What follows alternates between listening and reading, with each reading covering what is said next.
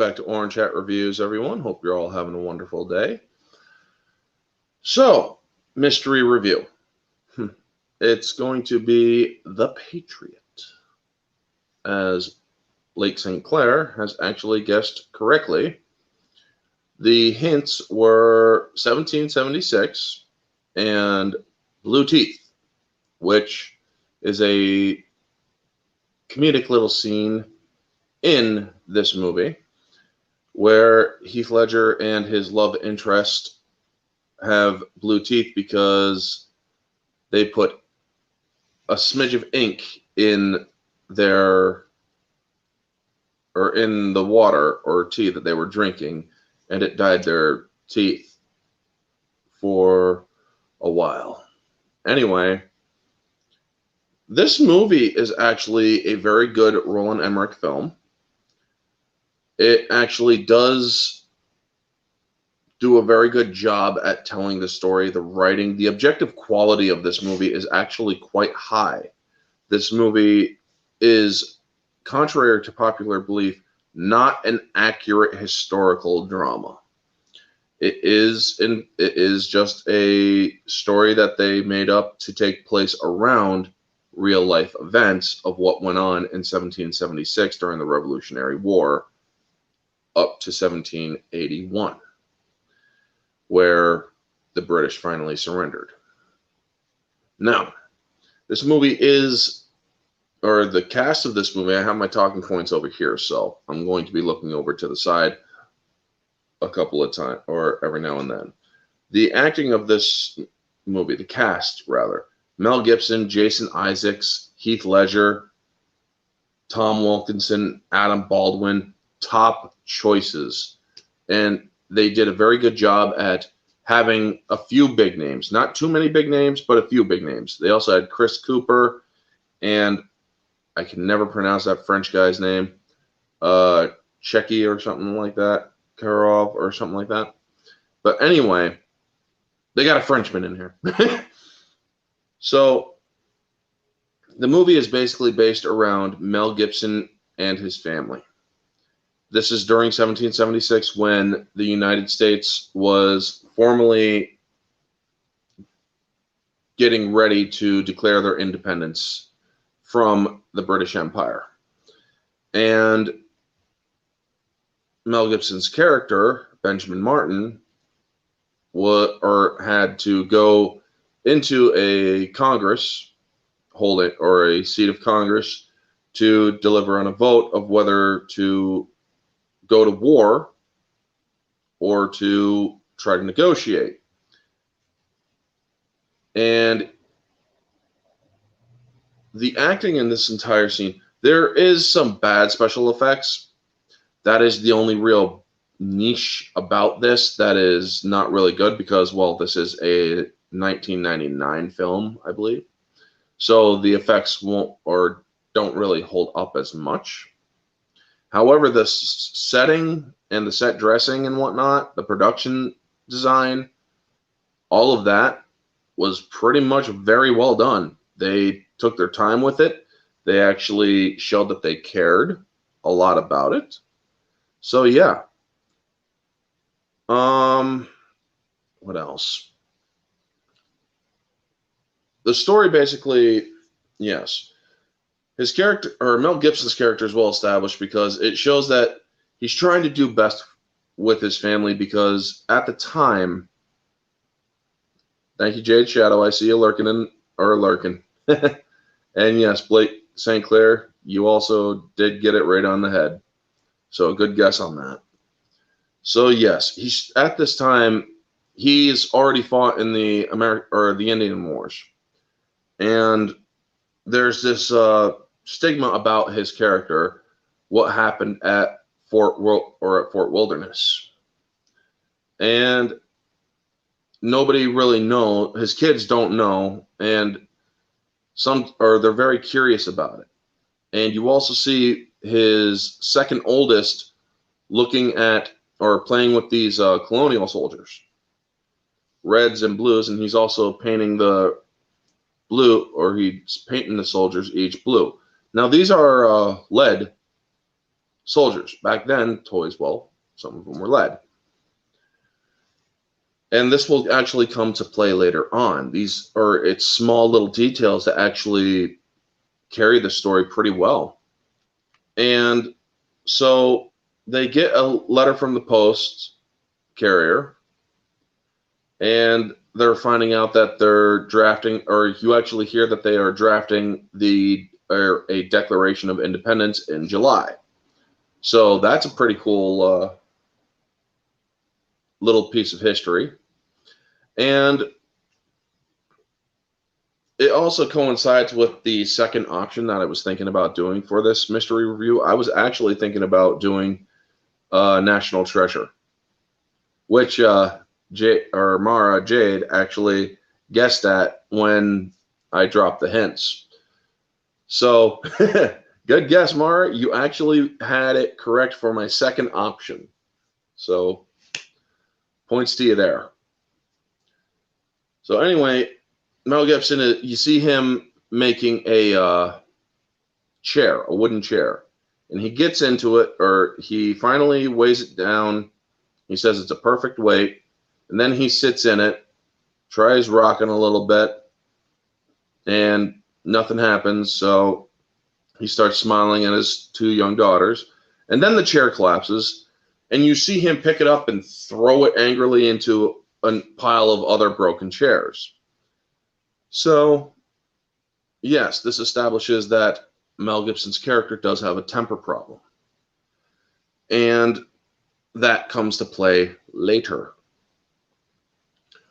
His sons they want to open the mail, but they don't open the mail. They wait for their father. Remember, this is 1776. Things were done differently. You always waited for your parents or your father, mostly, before you did anything of any seriousness in your household. So then they read on what's basically going on, the drafting of the Declaration, how war is most likely inevitable because the British have come over with armies, and also how Cornwallis is a very brutally efficient military commander. And Cornwallis was played by Tom Wilkinson. But aside from being a very powerful and very skilled war commander, he's also a very proper war commander. He believes in the rules of engagement and whatnot. And you'll actually see this played out later. So they go into the Congress because they had to go down to Charleston to attend this thing. And you are introduced to Adam Baldwin's character. I can't remember his character's name, but he is basically, he still believes that the nation should still fall under British rule. And he believes that what the people are discussing is basically treason. Now, everybody else are basically saying that we need our independence from this tyrannical king. And Chris Cooper's character, I forget his character's name. Let me actually pull up the cast. Let's see here.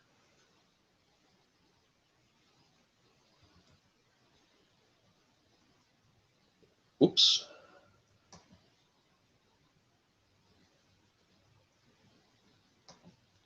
There we go.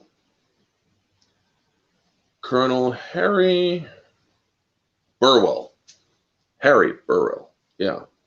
Chris Cooper's character is basically there to discuss that war is inevitable in the Northern Territories as well as the Southern Territories of the Union. And he also fought in the American Indian Wars. And when Mel Gibson's character, Benjamin Martin, gets up, he's basically saying that we should try to negotiate with the king, with King George. Well, we tried that. Didn't work. Then we should try again and again and again and again until something happens. What happened? Or I remember you being a patriot. Well, I admit for fighting for the right cause. But I also now have a family that I'm thinking about. Also, it is established earlier in the movie that his wife has passed, so it's just him taking care of his family. And her sister, Charlotte, is also or is housing them while they're in Charleston or Charlestown. So there is a small hint at a love interest there between Mel Gibson and his deceased wife's sister. So, yeah, wrap your head around that. Anyway, the acting in all of these sequences, right down to the voting of the bill to basically declare independence, it is very well done. The dialogue is very old-fashioned. You don't really get a sense of swearing too much in this film. In fact, I believe there's very little swearing in this film. And this film is rated R. There's some language, I believe. There's very suggestive content in it. But for the most part, it is just a war film. And it is done well, or is well shot. It is well lit. The cinematography works. Very little blue screen, I believe, was used. And the war scenes where the armies are literally marching up to each other in lines. They draw, they fire, then they draw, they fire. It's like, if this was how war was fought, wow. Now, you see how Mel Gibson's character, he wants to stay away from the war. He wants to keep his family safe. That's actually a respectable thing, considering what's going on in today's climate. And hold on one second.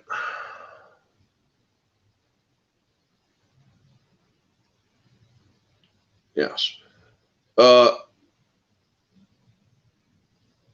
After the act passes, Heath Ledger's character, his son, Thomas or not Thomas, but what was the other one's name? Gabriel Martin, Heath Ledger's character. After the act passes, he actually enlists. Yep. How you doing, Happy Dinosaur? Good to see you. So his father calls him out. He's like, "You're going to enlist without my permission?" "Yes, I am.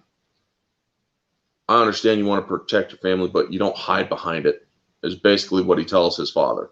And that is actually quite, it's like, whoa. And he's 18. So, or actually, no, he's 19 or 20. And his father still doesn't want him to go into this because he knows the horrors of war. There's constant reminders of the Battle of Fort Wilderness. I'm doing good, thanks. You're very welcome, Happy Dinosaur. And you then get an understanding that this is not something he wants to talk about because it is probably something that would scare kids. And you will learn later on what happened at Fort Wilderness. So as the movie goes on, his oldest enlists. He's fighting in the war. He's writing to his family. The narration of what goes on, the winters and such. And it's actually, at first, I don't think it was Heath Ledger's voice, the narration of the letters. So then later on, you hear the wars in the background or in the distance from their home. And the kids are worried. The two younger boys, or the oldest boy, or Thomas, comes out with a rifle, hands it to his younger brother, and he's like, or his father's like, "No, you put those back right now. This is not the time for that." Also, Thomas had found later on, he finds a tomahawk and his father's colonial jacket. And the tomahawk also says Captain Benjamin Martin on it. So he's like, what happened? Or he asks his father, what happened at Fort Wilderness? And his father's like, put it back. And just put it back. He doesn't want to talk about it. So as the war is seen outside of their door, you see a bloodied courier coming up to the door. He walks in, and Mel Gibson pulls a weapon on him, but then he realizes it's his son who's injured and whatnot. I'm doing well, Happy, thank you. And he gets he's like, I need to get these letters out or to the Union, basically. And he's unfortunately able to do so. Now, overnight, because the war is waging, you have both colonials and British fighting and injured. And the House is now tending both injured parties. Then we get introduced to Jason Isaacs' character, Travington. And this man is quickly established to be a very brutal commander. So he's like, get our wounded to our encampments and burn this house down. Anybody who harbors enemies of the crown, or if you harbor enemies of the crown in your house, you lose your house. Kill all the livestock and whatnot. He's basically showing that he's not afraid to target civilians in war, which back in those days was actually a very big no-no when it comes to rules of warfare and rules of engagement. You never target civilians, and it's even in this time that you don't target civilians. I'm pretty sure there are some people in this chat who know the rules of engagement. So, getting down to that talking point, yes, after he sees the courier letters, he asks, who do these belong to? And, well, Gabriel comes forth. He's like, they're mine. Oh, okay, so we're going to take you, we'll hang you, and we'll leave you as a message. And so his father, they're right now his father tried establishing, Mel Gibson's character, that he's only housing these soldiers to tend to them and whatnot. He's trying to be kind about it. So they grab his son, and he's like, you can't hang a messenger. You can't kill a messenger. But Travington's having he's not having any of it. So he basically tells him, get out of my way, or do you want to be shot too? So then he learns that that his son is the courier, because his son actually does say father, and then realizes his mistake, and it's like, okay, here we go. So when Thomas, the one who has the colonial toys, the little soldiers made out of lead, charges the soldiers taking his son away, or his brother away, well, Travington shoots him. And he's only 15. So this quickly establishes that this guy is maniacal. And so then, after they ride off with Gabriel, Mel takes his two youngest sons and tracks them. And then he tells them the plans. I will fire first, you fire second, you two fire after. You aim for the officers.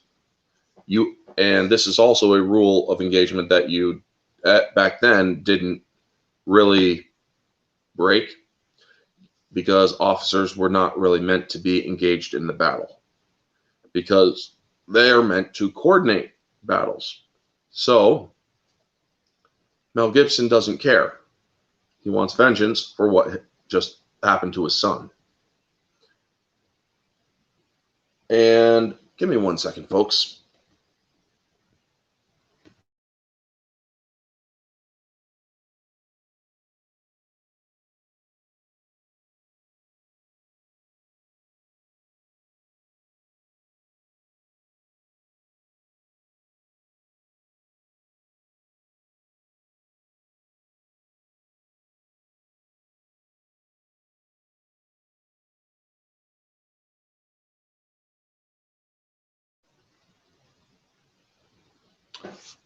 And so they just are the scene where he fights with his sons, and his sons are actually killing some of the British. Remember, these are single-digit age kids, maybe 10 years old at the oldest, and the other is 7 or 8. And they are doing what they have to basically save their brother. This whole scene shows the realities of war and how dangerous it is. However, there are some parts where they do not show the more bloodier hits of a tomahawk, because he takes his tomahawk after the house is burnt down, or while the house is burning, he goes in, grabs his tomahawk and his rifles and whatnot. And he's running around or during this time shooting each, or the officers and soldiers. He had set different guns against different trees so that he could actually grab them and shoot, grab, shoot, run, grab, shoot, run. It's actually a very smart tactical move to make you feel like there's more than one person at different angles, you know? So then he basically gets down there, he saves his son, but there's one person running. So he grabs the tomahawk from the forehead of the guy who was holding the knife to his son's throat and throws it at that guy. He falls into the river. He then grabs the tomahawk and just starts ripping into the guy. Just continues to bash into him. And very brutally, mind you, you're seeing blood spatter everywhere in this scene. This is basically reaffirming the temper that you saw earlier in the film with the chair. You see that this man has gone through war. And he was basically has done some very brutal things. He is covered in blood, and his children see what he is doing. His oldest son, who was captured, and his 2 youngest, who were helping him kill the British soldiers. So it's like, oh my God. Now, after this whole scene, you see that there's one person still alive, and he's only seeing basically the silhouette of Benjamin Martin, Mel Gibson's character, holding the tomahawk, which is literally dripping blood at this point. And he's walking by, basically. It's like a ghost. And so at that time, the soldier loses consciousness, but he's still alive. This will come to play later on in the film. And I got to say, this was also very well done. So then Gibson's family goes to his sister-in-law Charlotte's, where she had to move out of Charlestown because the British took Charlestown very, very quickly after the war began. It was Cornwallis who actually took Charlestown. So she had a plantation out in the country.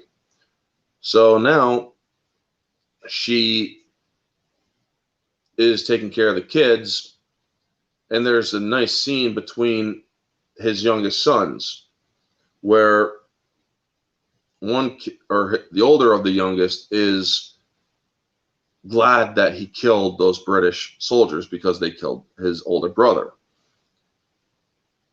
and you see his son, or you see Benjamin looking down on him with slight worry because he never wanted to expose his kids to this. He had no choice but to.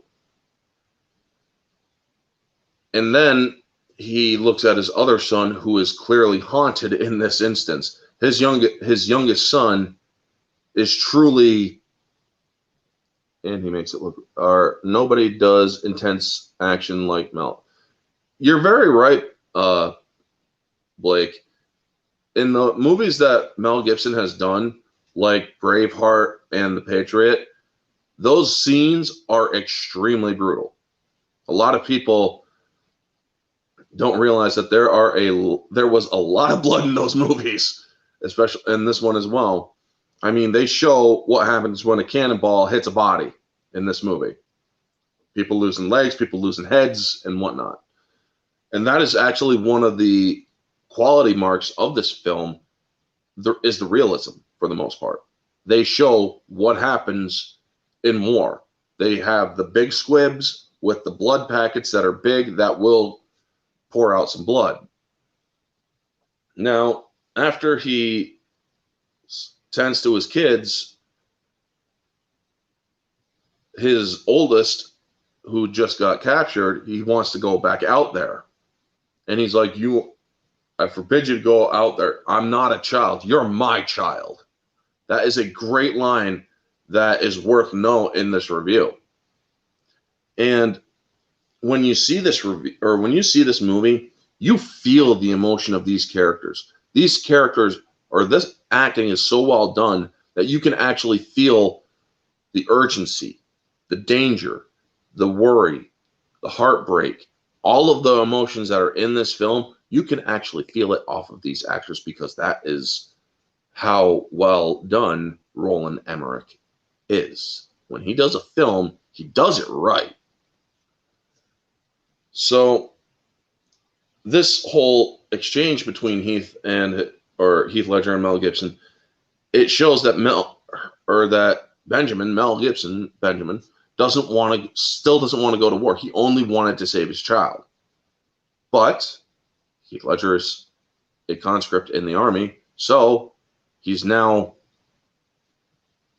goes back out there. Then they go, or he catches up to his son after they see a house that's been ransacked, and they see the wars, the cannonballs hitting the bodies, like I was talking about a second ago. Very believable father and son dynamic, and two great performances. Exactly. A lot of people say that Heath Ledger, he wasn't that good of an actor.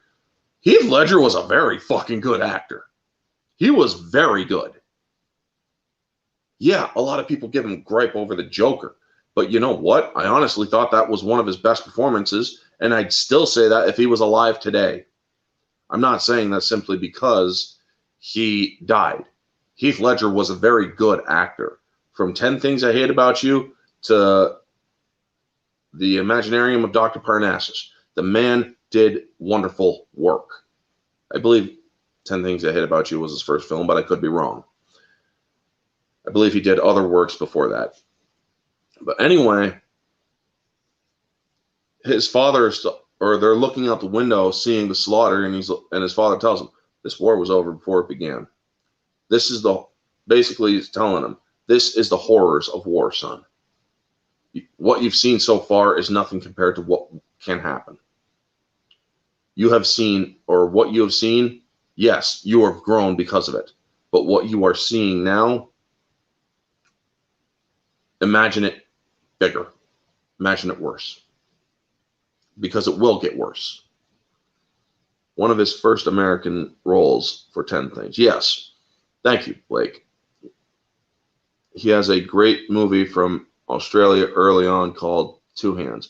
I'll have to actually look that up. I'm interested to see more movies from different countries and whatnot, especially Australia, because, well, Australia is very interesting to me, mostly because of the folks in Australia and on YouTube. So, yeah, shout out to the full Aussie, Blake, and other awesome Aussies like Epime and others. So then they go to the encampment of the British, where Travington, Jason Isaacs, is brought before Tom Wilkinson's Cornwallis. And Tom Wilkinson's Cornwallis basically tells him, we'll address your foolishness later. You were told to hold at certain engagements. You did not.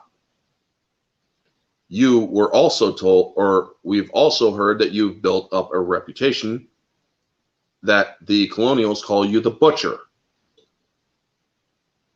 So then the next day when he is when they finally discuss it further, he tells him, your brutal ways are reflecting upon the crown. Your brutal ways are reflecting upon me, who is also reflective of the crown. You know that you are forbidden to target civilians. You know that you are forbidden to kill kids and people in their homes. We will conduct ourselves and this war in a gentlemanly manner, is how he is telling him. He's like, you will remember the rules of engagement, and if you don't follow them, you're done. So, and Jason Isaacs' performance as Travington, he tries legitimizing his actions. He's basically telling him sometimes a message needs to be sent in order to break their spirits. We need to do this in order to win this war. But, well, Cornwallis is more of a traditionalist when it comes to warfare, so he's not having any of that. He's basically telling him, you're going to follow my rules or you're dead. And that is enough to put him in place. So after Mel arrived and his son arrived to the colony camp, to Chris Cooper's character Burrell, Benjamin enlists, and he's like, what are my orders? Well, I'm making you a colonel right now, and we need more people recruited. Otherwise, we're going to lose this war. So, also, we have the French who are on the way to help us. They're around 6 months out. And this is where you're introduced to the Frenchman. Let me see if I can get his name right. If I can actually find it. Oh, I know it's it. Right. Tchéky Karyo plays Jean Villeneuve, or Villeneuve, or Villeneuve, or however you pronounce it. So, yes. Oh, wow, Donald Logue was in this. Yes, I did recognize his character in this movie. Or his acting in this movie. But anyway, so they're sent out to basically do more conscriptions, get more people to join, and Great and Bad Boys as the villain. You're talking about the Frenchman, Blake? Because I believe, he was in it, I do believe. You're right.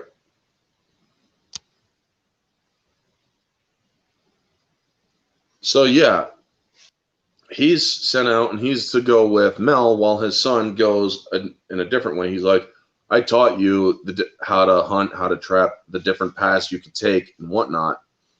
And thank you for confirming that, Blake. So, yes. And so we'll meet up in this area after a couple days. So his son goes straight into a church and tries to get people to join up with the colony, to volunteer to fight. And Anne, played by Lisa Brenner, Anne Howard, she actually had a very beautifully written line, because during the time they were actually saying, or most of the people in the room were actually very much all for freedom and fighting against the British. But now they want to sit out the war now that the war's come to town. So one of the greatest things that she actually says, let me pull up the line here. Yep, there. Is, I ask only that you act on the beliefs you have so strongly spoken in which you so strongly believe. That line alone, where she basically calls out everyone in that room, or all the men out in that room, is a beautifully well done scene, because she is basically saying, put up or shut up. You were speaking like you wanted to go out and fight. Now that the war is here, you're acting like cowards. And she says it so beautifully in that scene that basically Heath Ledger is like, I'm going to marry this woman.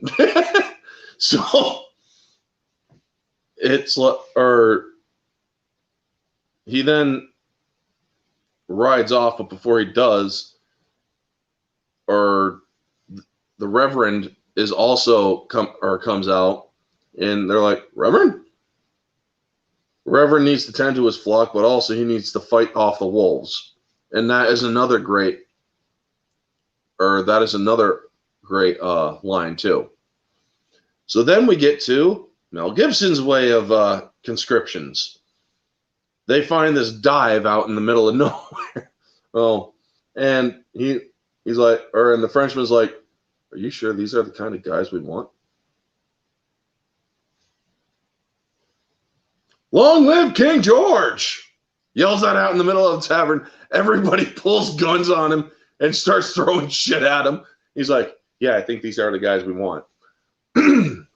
So then it skips a little forward to where they're all signing up. And these are irregulars. These are basically the irregular militia. And he's basically, all of them are the people who also fought in the Indian Wars. And they know warfare. Now, the tactics that Mel Gibson's militia uses is guerrilla warfare. They're not following the rules of engagement. They're going for officers. They're using ambush tactics where they hide in the long grass and whatnot. It is a great way of showing that it's because of these tactics the British lost the advantage at that time. And I specify at that time because later on, the British then start to use the same tactics, underhanded, but still it shows that they can evolve. Battle tactics were, during the Revolutionary War, they were basic, yes, but some of them but they also are tactics that still work. Even in today's time, you'll see that there are guerrilla tactics that work today. Now, the capture of intelligence and espionage and the unraveling of the British is well done, because at this time they actually do sack one of Cornwallis's coaches, and they even capture his dogs. So they're hiding out in a marsh swamp in a Spanish missionary area, and they capture the dogs and one of his war journals. So you got intelligence there that is useful, and troop movements and whatnot. So this is all a very well done moment. And I love what they say when they're like, what about the dogs? Well, a dog makes a good meal. And the Reverend is there, and he's like, good Lord. And even Mel Gibson's along with it. He's like, yeah, there's nothing like a good dog during a war. And so you think that they ate the dogs, but actually they keep the dogs for leverage. And it's actually a very well done scene there too. Now, then they take all of the redcoats that they need, the clothing, and they sneak aboard one of the ships just outside of where Cornwallis is, celebrating and whatnot. And, well, they blow up the ship. And it's like, one of the women there is like, oh, fireworks, yeah. And I'm like, woman, are you out of your fucking mind? It was a brilliant scene. And the way that he describes these scenes, the way that he's yelling at Travington, Jason Isaacs' character. Jason Isaacs is like, telling him, I told you I could have handled this if you would have just listened, but nobody believes in this ghost story. Well, this ghost is now causing a lot of problems for us because the survivor that I told you about basically described this man as a ghost. One man killed 20 soldiers and officers, and they are continuing to slaughter the British wherever they go. So then there is the reverse ambush. Well, actually, no, wait, I can't get that yet. The Black Teeth scene. The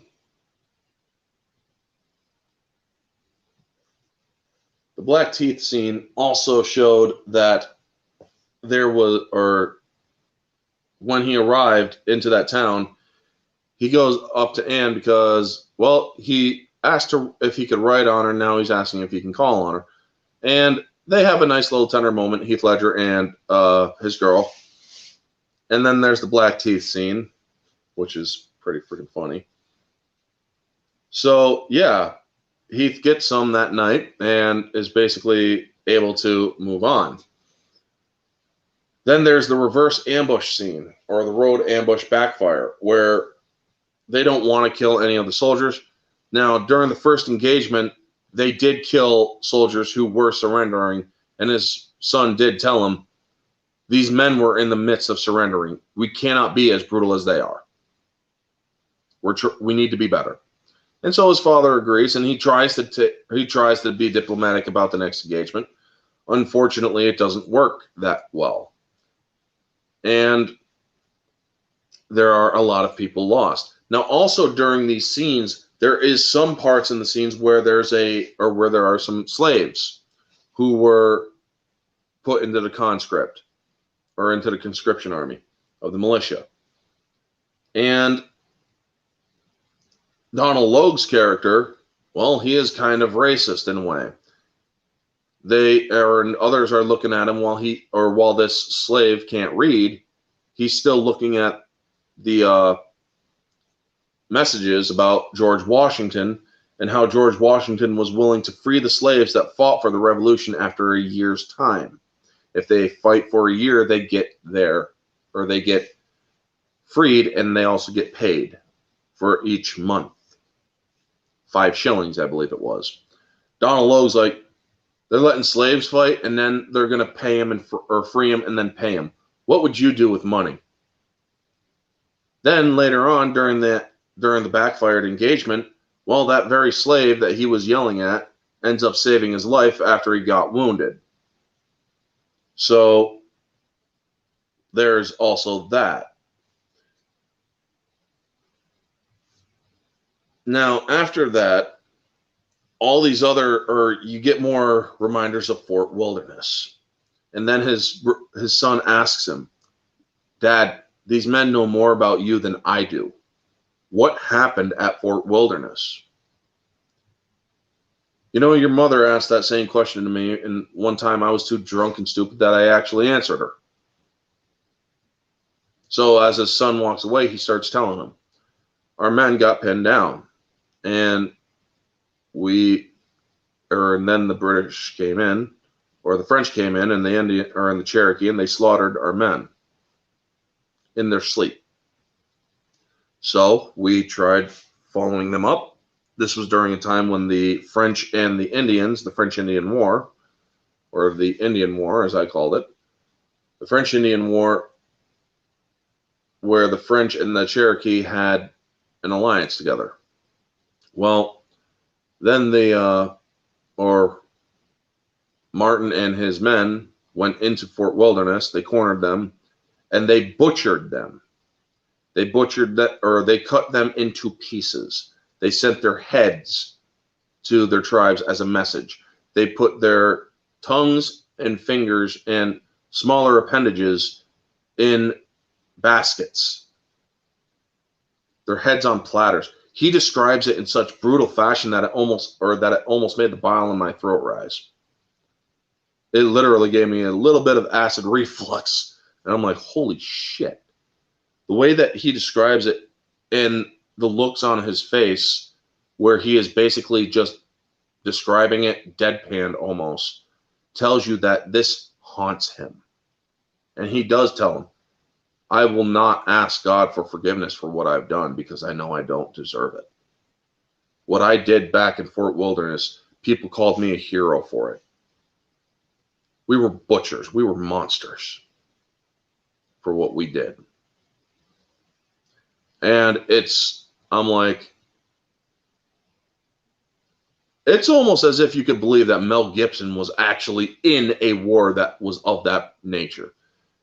The way that he fights with the tomahawk, the way that he fights with the knife, close quarters combat, and the story that he tells, you actually believe that he did all of this, that he actually fought all of this shit for real, especially in that scene where he goes to rescue his son earlier on in the film, where you see how brutal he is, or just slicing into a dead man and bludgeoning them with the tomahawk, because he's also using the side of the tomahawk, the flat, and he's just beating on the body with it. Also, he's using the back end of it too to do the same.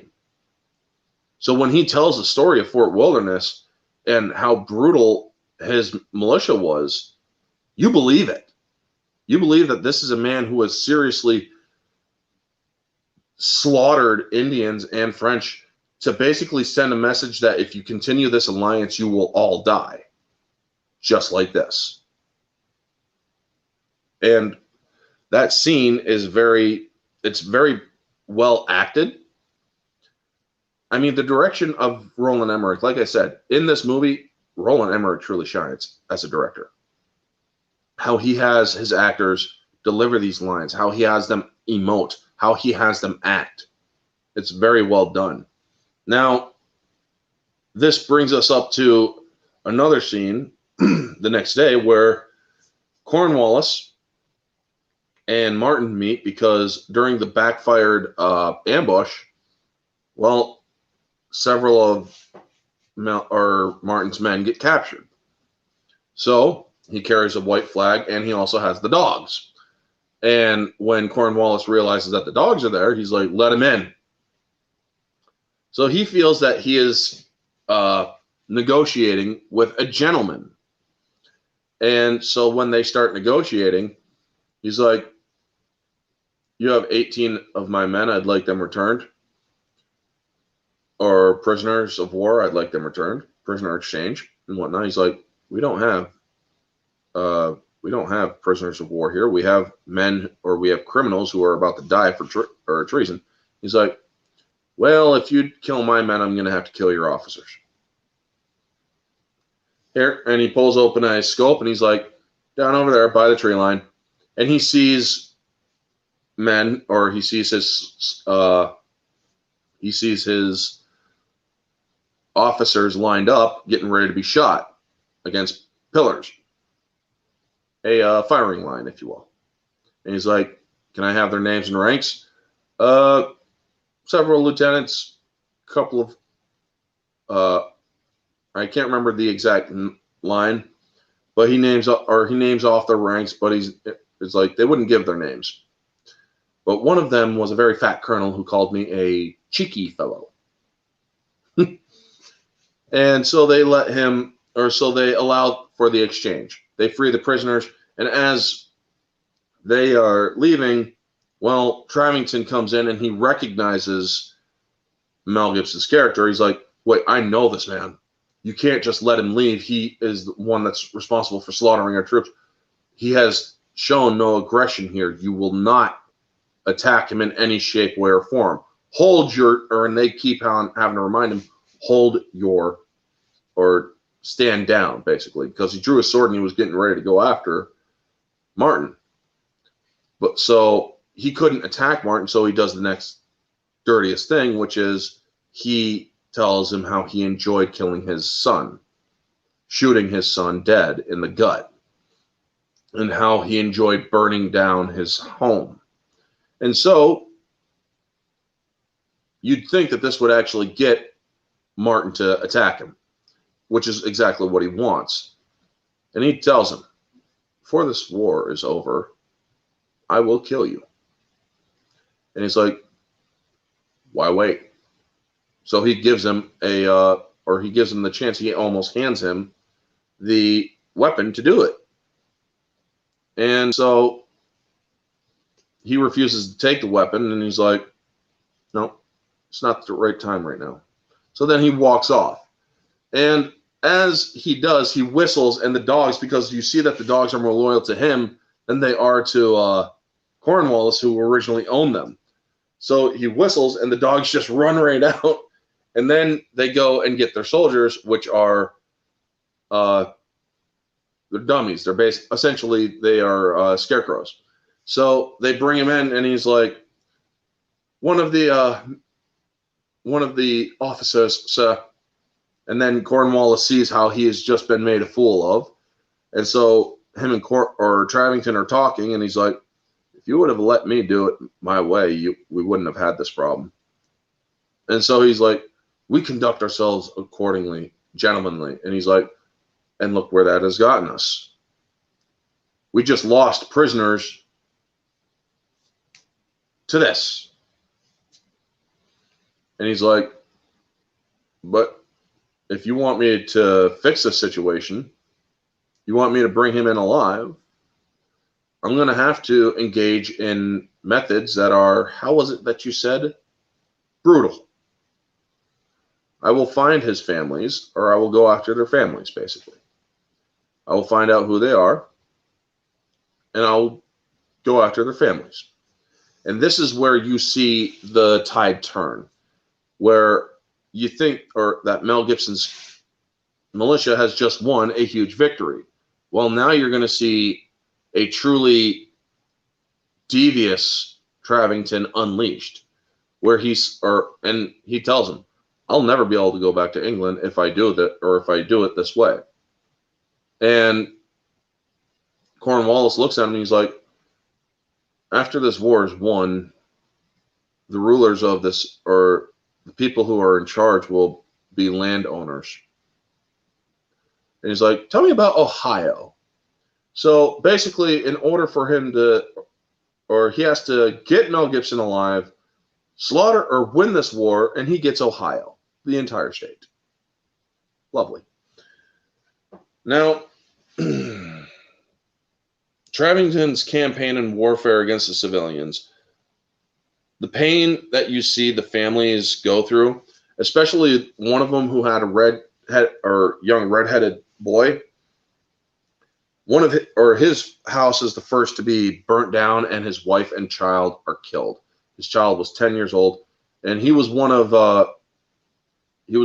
Martin's closer friends during the French Indian War. And he's walking back and forth. He wants to go and kill the redcoats, but then he succumbs to grief and he puts the gun up to his head and blows his head off.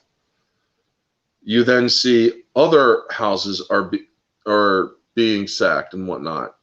And then Adam Baldwin's character, who was the one in the Congress saying that he's willing to allow British rule, he joins the British, the redcoats, and they go to him and they're like, tell me who this man is. I want to know who he is, and does he have any family? And he tells them about his sister-in-law, Charlotte, how she has a plantation. They go to the plantation that night. She gets them out of the house, all the kids, including the sons and whatnot.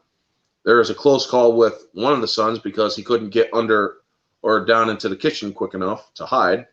So he goes under the table, and you see Travington looking in the room. He hears the boy cock his rifle a little bit. But then he tells them, search the forest around the house. Don't let any of them escape. If you see any of them, kill them.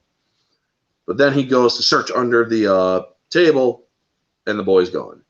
The boy got around to the other side of the tablecloth and hid there, and then went back under the table. So they get out, and they get rescued by Heath Ledger's character, Gabriel, and a couple others. And then you see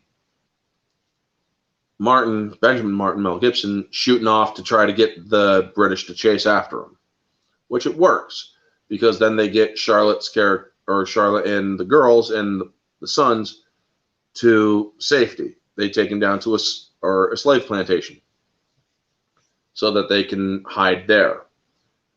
Now, that is actually a nice little scene because it shows that during these times of hardship, you need to basically put aside your pride and lower yourselves in this time period to being with people who were seen and deemed as lesser.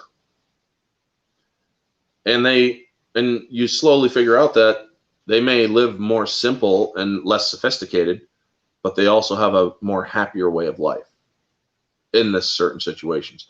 The youngest daughter also will not speak about her father. She's finally starting to speak, but she has a lot of resentment towards her father, Benjamin. And when her oldest brother goes to tell him, he's like, "She spoke and I missed it? God dang it. What'd she say?" That she loves her daddy and that she misses him. It's a nice little white lie, but it actually comes to play later.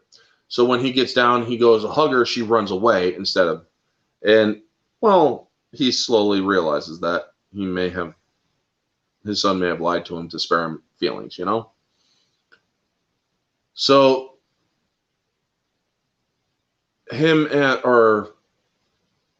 Martin and his son Gabriel are talking about, you know how you told me, Dad, that if I had a family, I'd know what you were talking about. Well, it's true. And so you see Anne and coming with her family. They get married on the plantation, and it's a nice, cute little ceremony. And Mel gives his daughter-in-law a North Star pendant,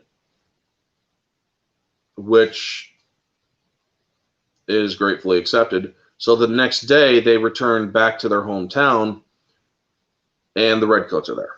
And then they burn everybody from the town, or they have them brought into the church, and they burn down the church.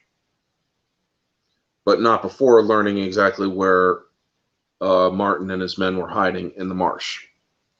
But by that time, they had already left the marsh and were on their way to check on the town because they had heard that the British were going after the towns and the people in the towns. And then they realized that everybody was killed. And he finds that very same pendant that he gave his daughter-in-law in the church amongst the rubble. And Travington forced the traitor, played by Adam Baldwin, to be the first one to burn the church. So he's like, there's no honor in this. All of those who betray the crown should die a treasonous death. That's what you said, right? Prove it. He literally forces him to burn everybody down in that building. So now Heath Ledger goes on a revenge deck, and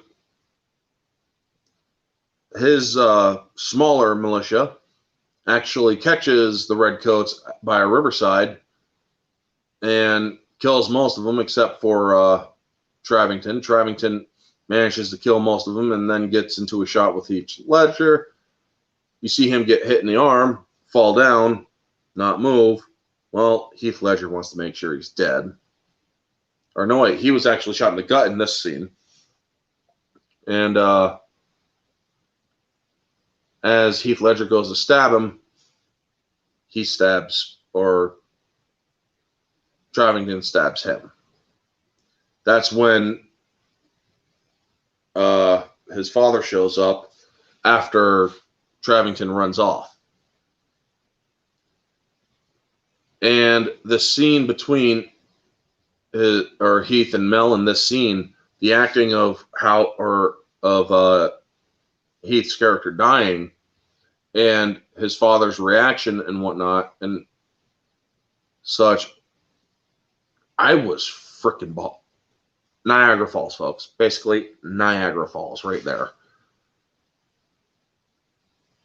It's like, holy crap. So when the rest of the militia reunites with the colony camp for a final battle, Chris Cooper's Colonel Burrell goes in and he's like, I'm sorry for your son.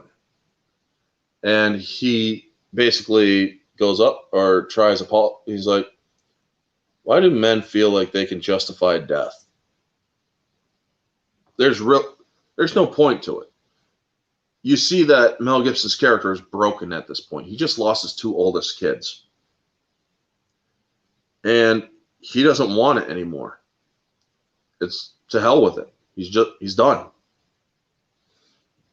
But then he sees that his son had grabbed a tattered American flag, and during all that time, he was re-sewing it. Now, this is the 13-star flag, not the 50-star flag, which is a good, very accurate depiction because at that time, 13 colonies. So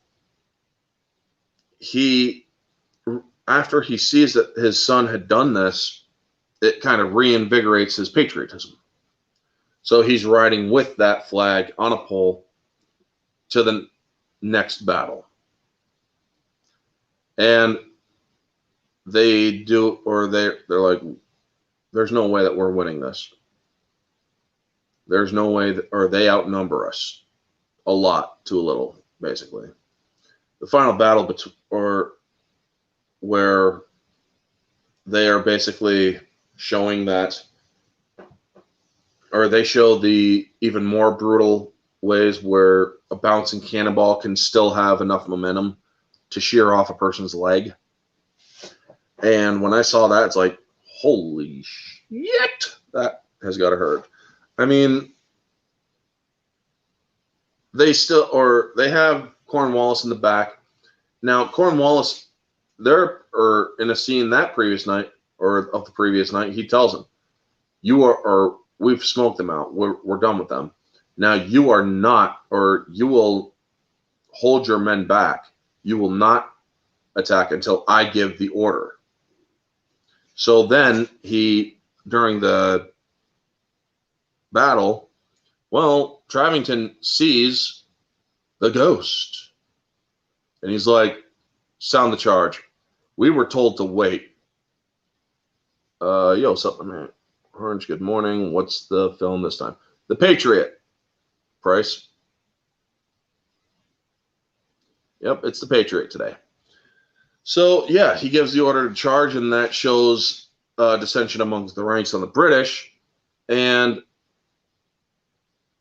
the tactics that were employed in this engagement were show a little bit of strength for the first engagement, retreat, make them think you're retreating, then bring the full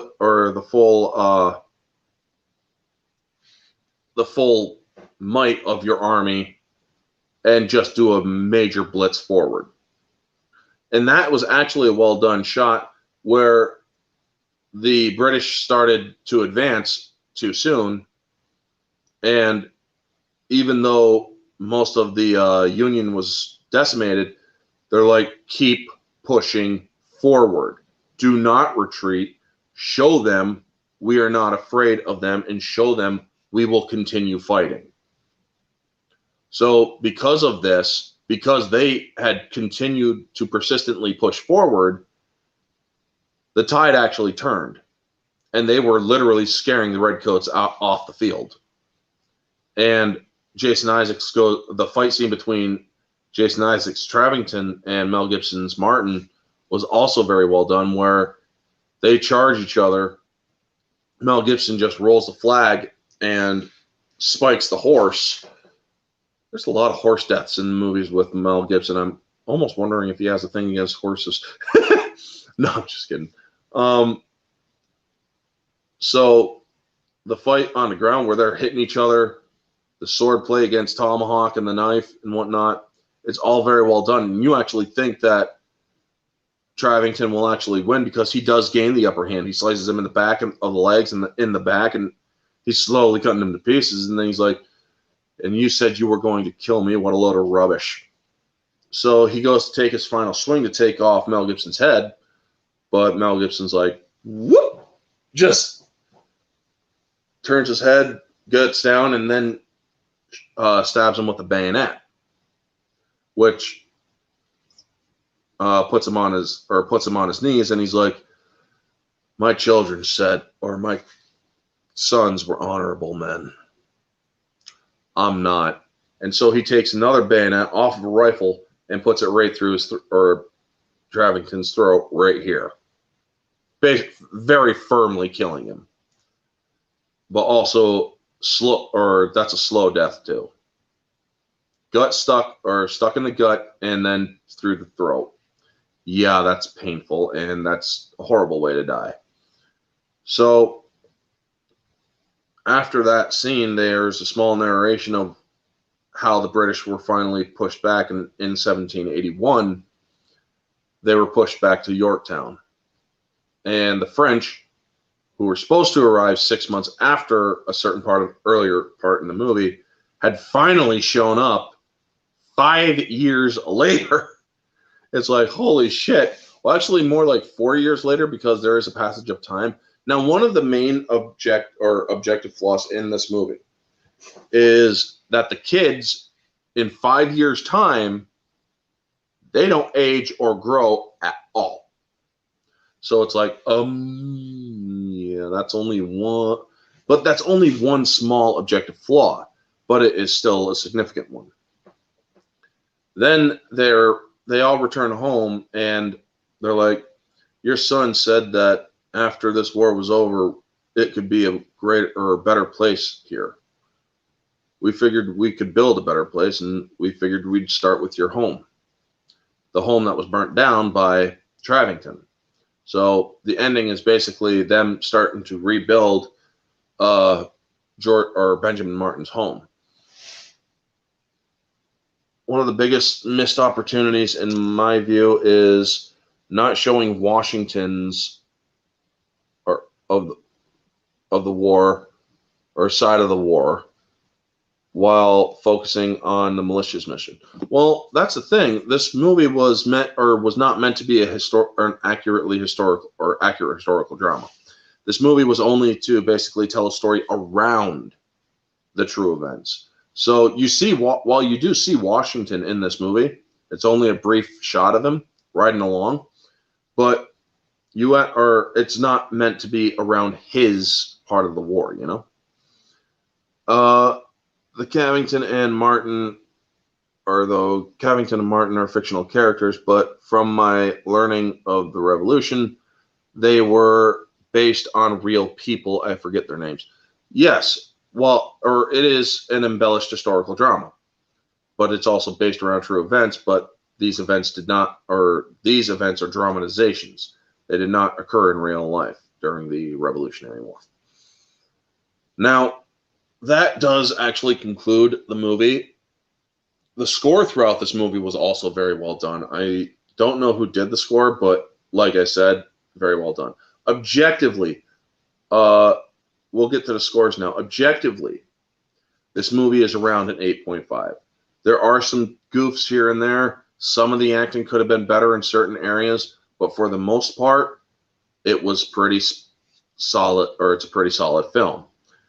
Subjectively, I put it at a 9.5. There is a little bit of lag in certain areas, and that also goes to the objective standard. John Williams did the score. Thank you, Price.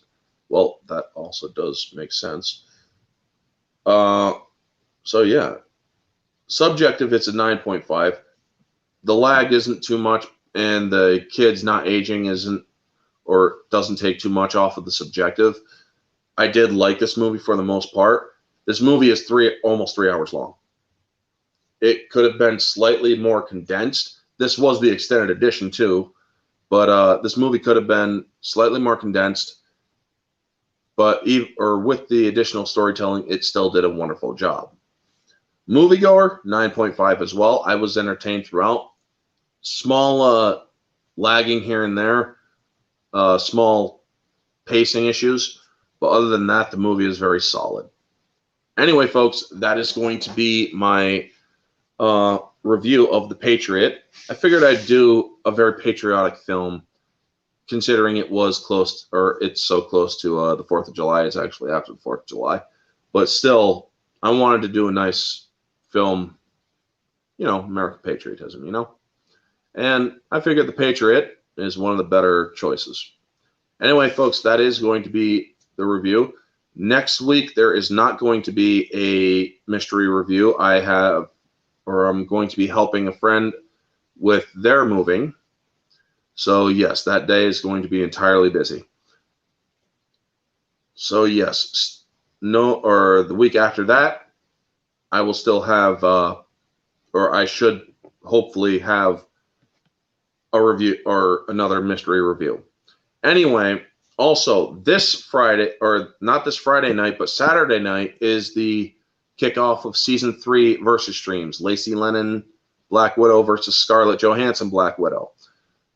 I have one person on the panel. If you want to be on the panel, please let me know. I'm still looking for a panel, and we're getting down to the crunch time for that. So if you want to be on the panel, please let me know. You only need to know one combatant over the other. You don't need to know both of them. So yes, please let me know.